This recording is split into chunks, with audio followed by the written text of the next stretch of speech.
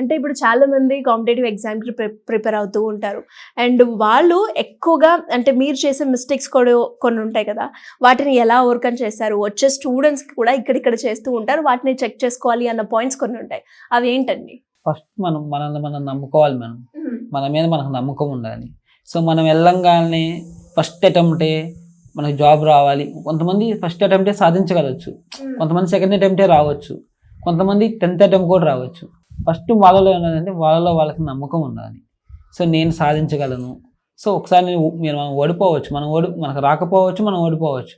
ఓడిపోతే మనం ఎక్కడైతే మిస్టేక్స్ చేస్తున్నామో, ఎక్కడైతే మనం ఎక్కడ ఉందో ఫస్ట్ ఆ పాయింట్ తీసుకొని ఆ సబ్జెక్ట్ మెయిన్గా తీసుకోవాలి. సో అలాగే main general awareness, general science ma'am, అవి మనం ఎంత చదివినా కూడా ఇంకా చదవాల్సింది చాలా ఉంటుంది. సో వాటిల్లో మనం మెయిన్ థింక్ చేయాలి. సో వాటిలో శ్రేయస్సీసి బాగా చెప్తారు. వాళ్ళు సండే ఎక్స్ట్రా క్లాసెస్ చెప్పుకొని జనరల్ అవేర్నెస్ కానీ సో అవి బాగా చెప్తారు. సో వాళ్ళు ప్రిపేర్ అయితే నేను వాళ్ళకి ప్రిపేర్ అయ్యాను కాబట్టి కొంచెం ఎట్లా గట్టిగా అవ్వగలిగాను.